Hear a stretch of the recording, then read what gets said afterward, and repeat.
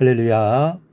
사랑하는 대강의 가족 여러분, 오늘 하루도 하나님의 말씀과 동행하는 삶이 되길 소망합니다.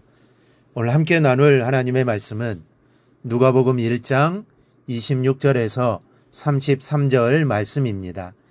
여섯째 달에 천사 가브리엘이 하나님의 보내심을 받아 갈릴리 나사렛이란 동네에 가서 다윗의 자손 요셉이라는 사람과 약혼한 처녀에게 이르니 그 처녀의 이름은 마리아라. 그에게 들어가 이르되 은혜를 받은 자여 평안할지어다.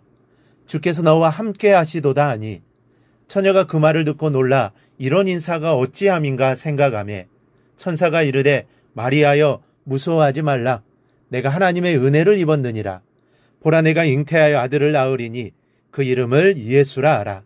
그가 큰 자가 되고 지극히 높으신 이의 아들이라 일컬어질 것이요 주 하나님께서 그 조상 다윗의 왕위를 그에게 주시리니 영원히 야곱의 집을 왕으로 다스리실 것이며 그 나라가 무궁하리라. 아멘.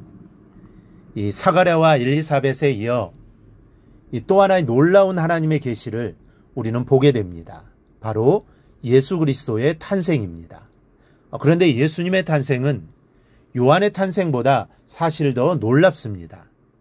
이 사가랴와 엘리사벳은 비록 몸이 늙었지만 부부입니다.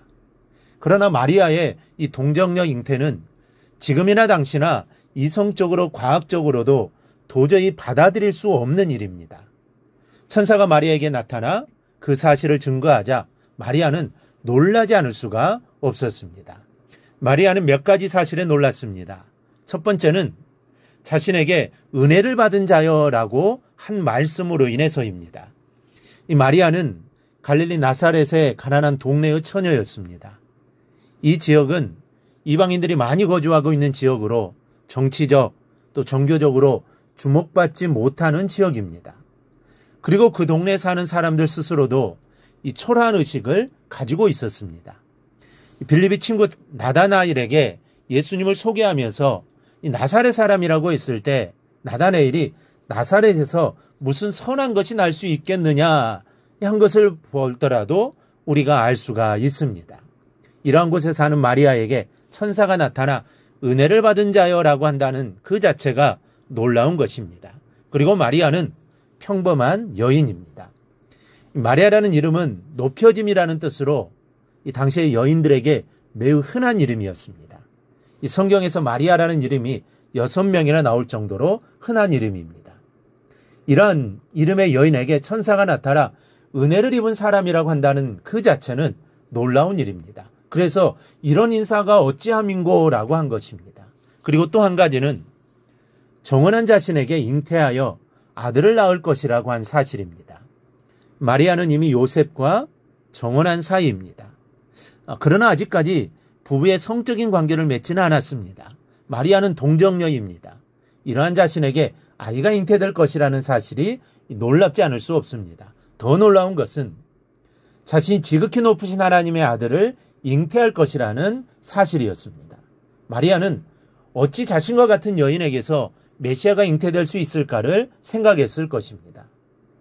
마리아가 놀라워하고 믿을 수 없는 표정을 짓자 두 가지 사실을 말씀합니다. 하나는 마리아의 친척인 엘리사벳이 잉태한 사실입니다. 하나님께서 마리아에게 표적을 보여주신 것입니다. 그리고 말씀합니다. 천사가 대답하여 이르되 성령이 내게 임하시고 지극히 높으신 이의 능력이 너를 덮으시리니 이러므로 나실 바 거룩한 이는 하나님의 아들이라 일컬어지리라. 대저 하나님의 모든 말씀은 능하지 못하심이 없느니라. 즉 하나님의 말씀은 능하지 못하심이 없다라는 것입니다. 하나님의 말씀은 불가능이 없다라는 것이죠. 하나님이 한 번 말씀하시는 일은 반드시 이루어진다라는 것입니다. 이 표적과 말씀 앞에 마리아는 순종합니다. 주여 계집종이오니 말씀대로 내게 이루어지이다 하며 천사가 떠나가더라. 이것이 마리아의 위대한 점입니다. 마리아는 하나님의 능력 앞에 하나님의 말씀 앞에 온전하게 순종합니다. 순종한다는 그 자체는 두려움입니다. 이 정혼한 그로서 임신은 불륜이고 불륜은 미신화 법대로 돌에 맞아 죽는 벌을 받아야 합니다. 그럼에도 불구하고 마리아는 말씀대로 되기를 순종합니다. 이 순수와 이 믿음을 하나님께서 사용하신 것입니다. 하나님은 순종을 통해서 역사하십니다. 우리는 순종하고 하나님은 역사하신다는 유명한 말이 있습니다. 하나님의 은혜 앞에 우리는 순종해야 합니다. 그 순종을 통해 하나님은 여러분을 통해 일하십니다. 이를 믿고 순종의 사람이 되어서 하나님의 놀라운 일들을 행하고 경험하는 우리 모두가 되기를 주님의 이름으로 축원합니다.